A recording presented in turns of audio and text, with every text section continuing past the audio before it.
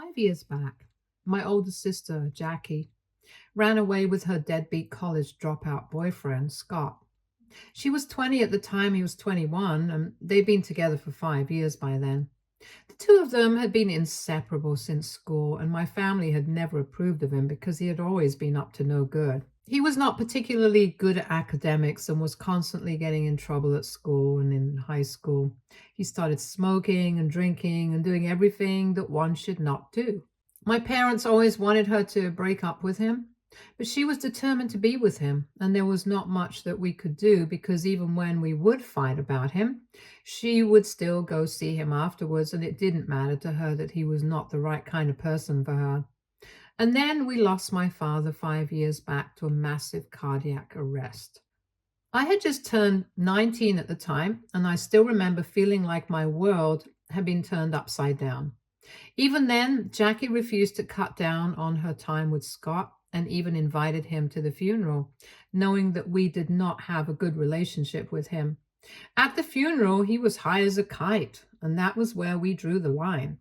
My mother and I told her that we would not entertain this anymore, and she had to choose between us. So she ran away with him just because we had said that we were not going to support her and fund her lifestyle if she continued to be with him. It was very difficult for us to come to terms with, but she was an adult and we could not stop her. So for the past 5 years, we have had no contact with her since she was the one who cut us off. After my father passed away, I decided not to go to college because I wanted to work and financially support my family. My mother had been a stay-at-home mom all along, and she could work, but I did not want her to. She had even offered to take up a job as a secretary and then send me to college, but we had had a comfortable life so far, and I did not want to compromise that. Besides, my dad had also been working since he was 18 as well, and had never even gone to college, so if he could do it, so could I. And I had faith in myself. So I started small and got a low-income job as an intern, but then I worked my way up, and now I'm pretty comfortable. I work in sales, and I would like to believe that I have been able to maintain the standard of living that my father had left for me. Of course, it also helped that he had left us a certain amount of money when he passed away, so we were able to survive on that as well when I was not earning much. My mother was also very helpful in the beginning. She did everything in her power to make sure that I did not need to do any of the household chores when I came home from work, and was just overall very resourceful. We have tried our best to do well for ourselves in the past 5 years, and even though we did miss Jackie, there was not much that we could do about that. Even though I have been the breadwinner of the household for the past 5 years and have been financially supporting my mother, I always knew that she really missed Jackie, since Jackie had always been her favorite from the beginning. She never treated me badly, but it was obvious that she had a soft corner for her elder daughter. And when she had run away, there was a huge void in my mother's heart, and I was aware of it. She never talked about her. She stopped pretending like she had another daughter, and it was just the two of us. I had gotten used to that. But then, about 10 days ago, Jackie and a young boy who could not have been older than 3 or 4 years old showed up at our doorstep after 5 years. Both my mother and I had been at home at the time, and they showed up, and when I saw the two of them through the eye hole, I was shocked. However, my mother did not even wait to discuss it with me and just opened the door as soon as I told her who it was. She did not wait to consult whether I wanted them inside the house or not. But I could forgive that, since I could sense that she was really worried and excited at the same time. And at the end of the day, she was still a mother. She immediately hugged and welcomed her in, along with the little boy who she claimed was her son. The two of them looked worse for the wear, and Jackie had literally shrunk to half her size. It was very obvious that they had been suffering for a really long time because their clothes were really dirty and old. They had also been patched up in weird places, and I could see that their hair was also greasy, and it looked like they hadn't been able to shower for days. But the most concerning of all was her body, which looked really upsetting since she had lost a lot of weight and was looking really bony. Jackie has always been plump, and seeing her like this was shocking. There were bags under her eyes. And gosh, it was just really pathetic to look at them. I remember feeling very uneasy when I saw her for the first time after 5 years, and I can't even describe to you guys how awful it felt. I could tell that she had obviously not been in the best living conditions for the past few years, and it really showed. So even though I've been skeptical about letting them in, I could not blame my mother for bringing them inside. As soon as they were inside, my mom forgot all about everything that happened in the past and immediately started talking to them and converting them because she knew that they had been through a lot. Jackie then started telling us that after she and Scott had run away together, it had been difficult for them because he was a college dropout and she had also dropped out at that point and there was nobody to offer them jobs. It was still easier for me since I used my family's connections to get my first internship, but she did not have anybody helping her out. After some weeks of struggle and literally living hand to mouth, they were able to find really low income jobs for themselves, and that's how they've been living for the past few years. They had switched jobs a couple of times, but had not been able to move up like I had, and so things were really bad for the two of them for quite some time. Jackie and Scott had been fighting a lot in the recent past, and especially after their son had been born, things had gone from bad to worse. And he had ended up cheating and kicking her out of the house a couple of weeks ago.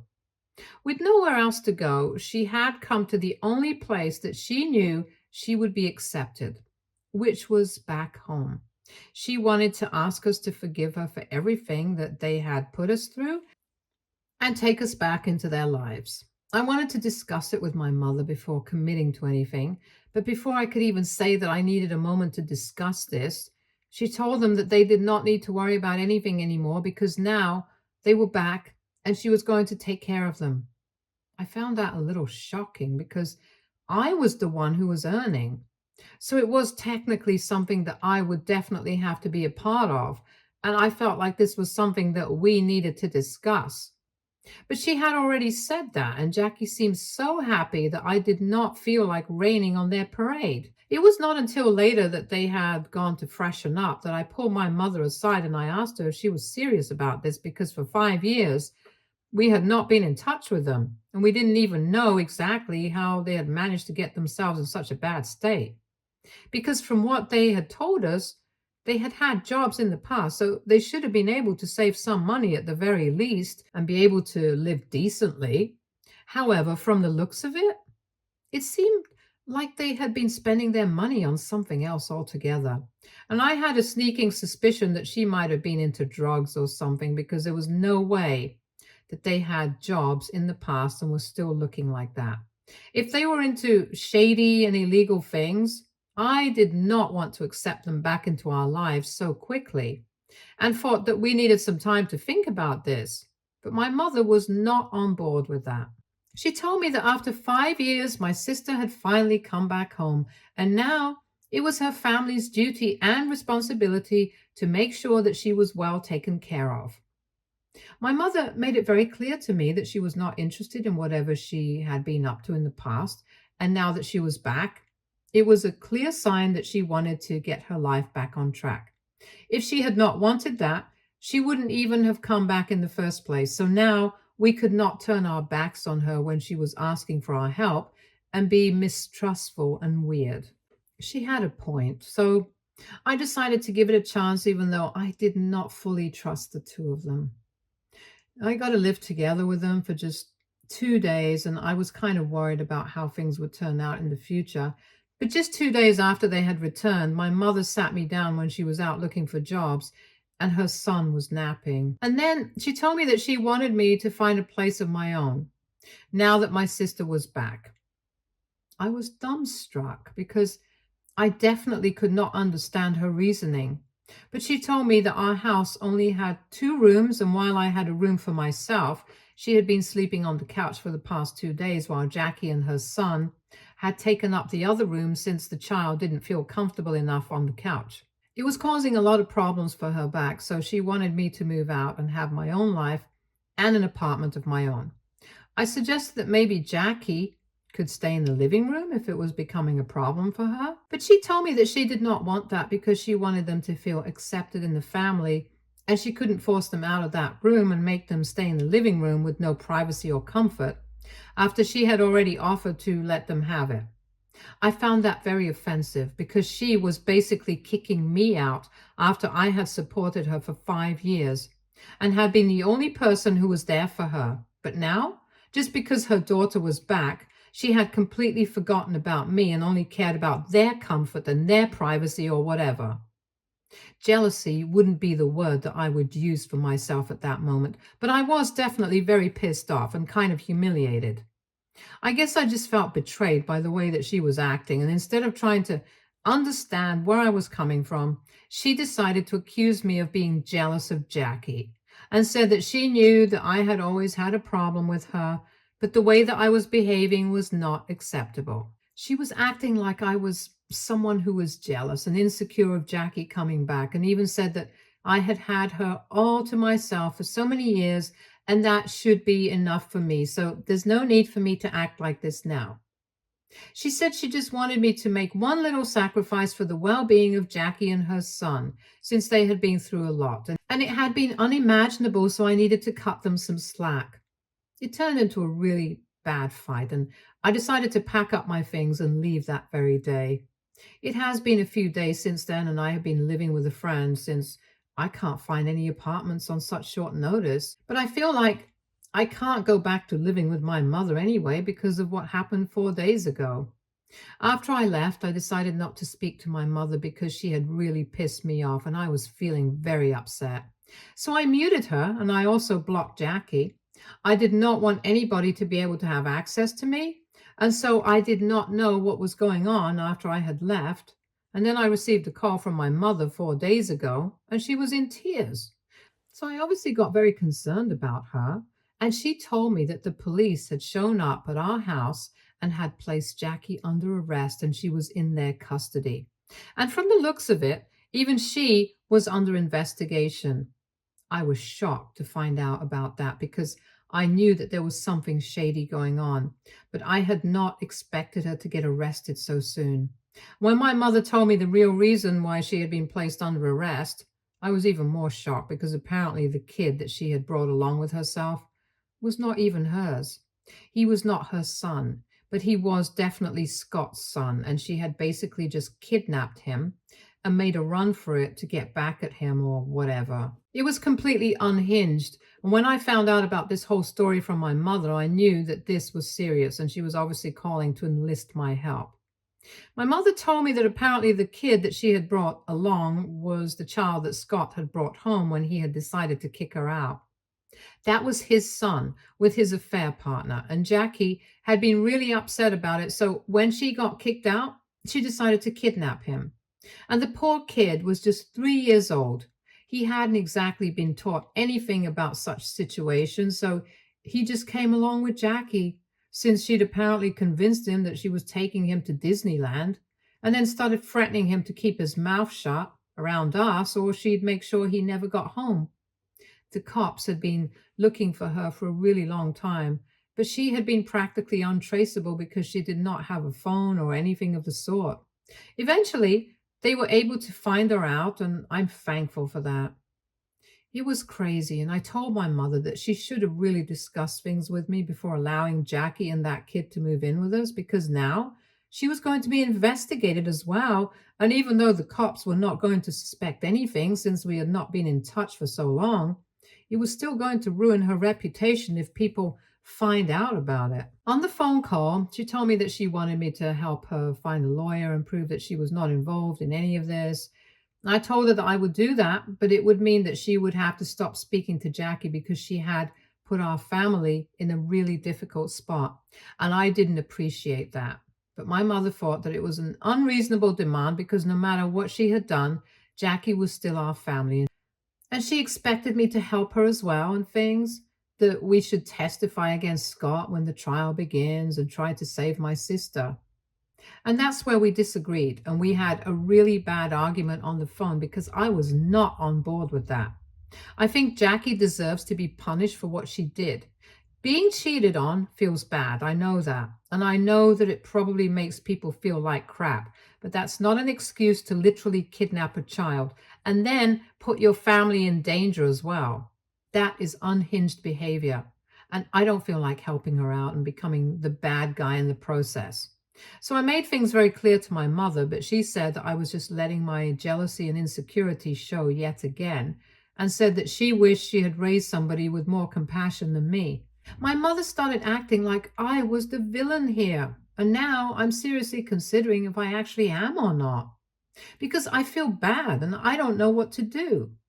AITA for refusing to help my estranged sister stay out of jail? Update 1. So 3 days have passed since I posted my update here. I would just like to thank everybody who took out the time to respond to my original post. That's really kind of you guys. Anyway, after reading the comments and thinking about stuff on my own, I decided I was going to do my duty to my mother and put her in contact with a good lawyer that I knew, because I did not want her to suffer. But at the same time, if she chooses to help Jackie out and represent her as well, I'm going to ask her to back off.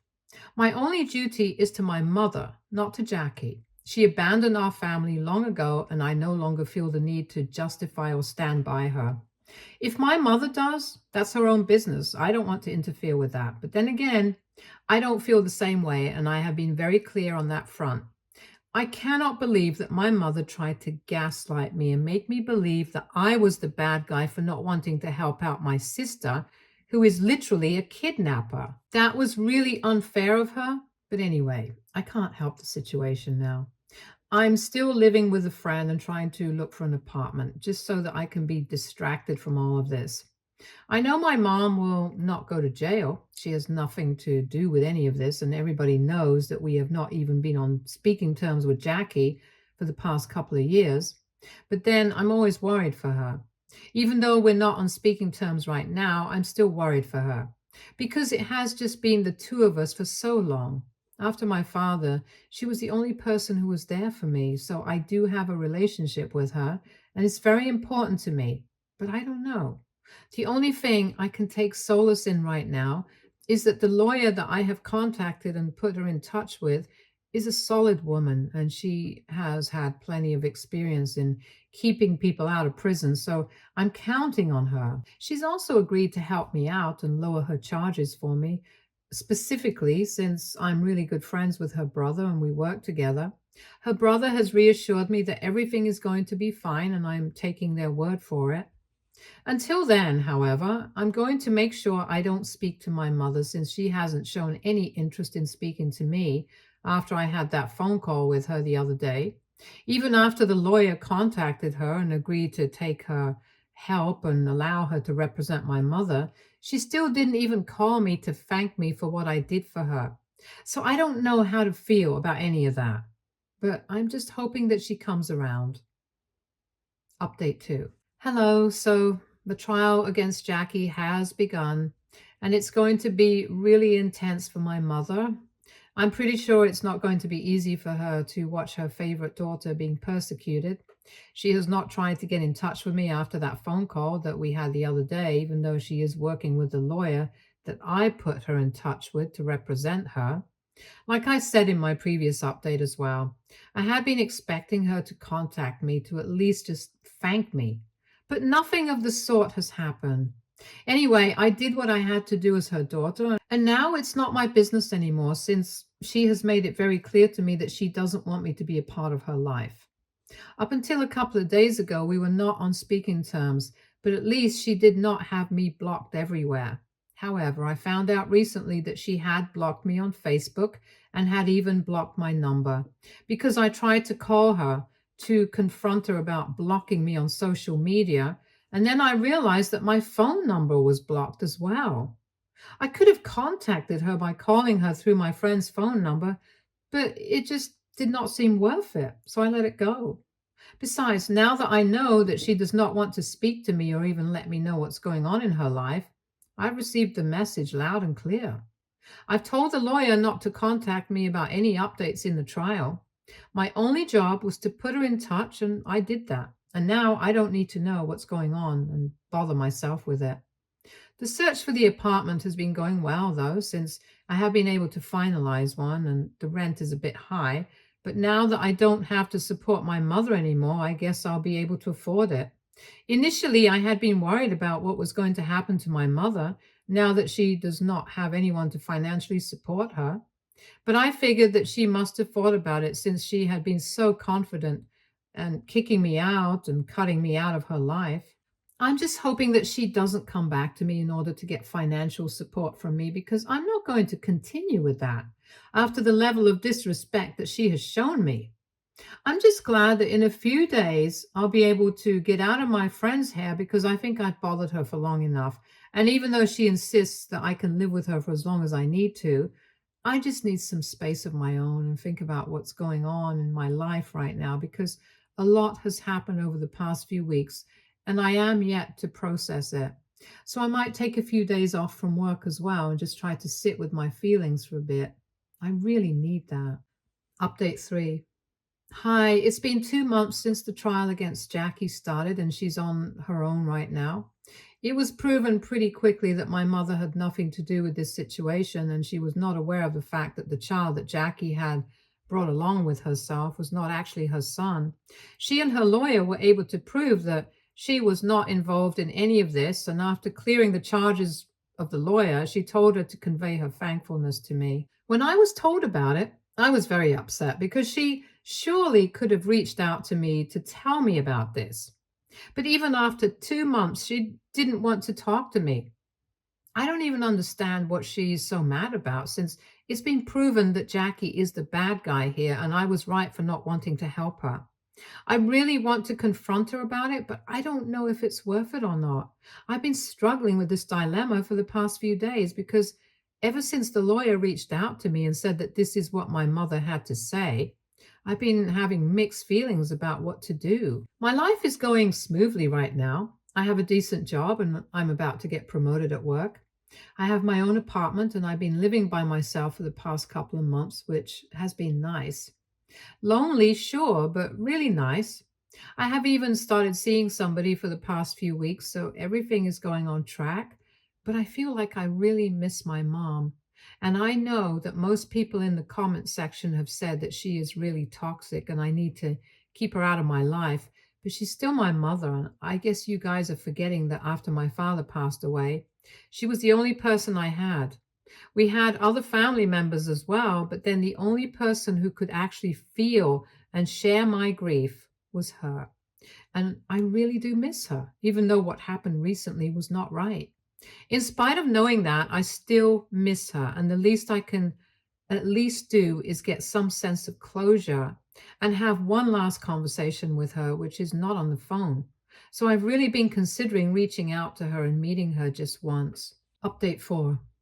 Hi. So some of you really encouraged me to talk to my mother if I really missed her that much and at least get some sense of closure after I made my post last week. And after thinking for a couple more days, I finally decided to reach out to her. I noticed that she had unblocked my number when I tried to call her, and she even answered the phone very quickly. I spoke to her on the phone and I arranged a meeting with her, and the very next day I went over to my house to meet her. She welcomed me with a hug and started crying as soon as she saw me, and she said that she was really sorry about the way that she had treated me, but she had seen Jackie after so long and that things just stopped making sense in her head and she had started acting like a total fool. I didn't even have to say anything in my defense. She agreed that every single thing that I had said had been right and she was the one who had been wrong. She literally begged me to forgive her and said that she did not have anybody apart from me, and she had realized that her soft spot for Jackie had caused her to turn a blind eye to how psychotic she had been. But during the trial, she had realized that Jackie had not just been harmful to herself, but her actions had hurt the family, and I was right in not wanting to help her or have any contact with her. Just because she's related to me by blood does not mean that she respects that bond, and we don't need to respect it either at the cost of our sanity. She told me that she had conceived Jackie after a lot of struggles, and that's why she always thought of her as special.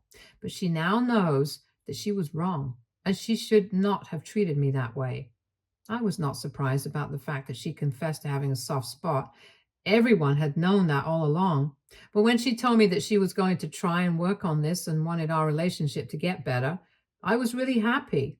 And I know that she's not doing it for the money because for the past 10 months since I had left, her brother was the one who had been supporting her. And she had even tried to get a job working from home in her brother's company, which is what she's doing now. So I know that this is all genuine and she really wants to make things better between us. However, we have decided to stick to living separately for a while because living alone has given me a new sense of perspective, and I can't always be living in my childhood home with my mom. I need to get out of there and live my own life as well. So we have decided to keep in touch and just wing it for the next few months and see how it goes. But yes, I'm going to try and fix my relationship with my mother, and I hope that things work out for us. Stay tuned for more stories from Argo Relationships.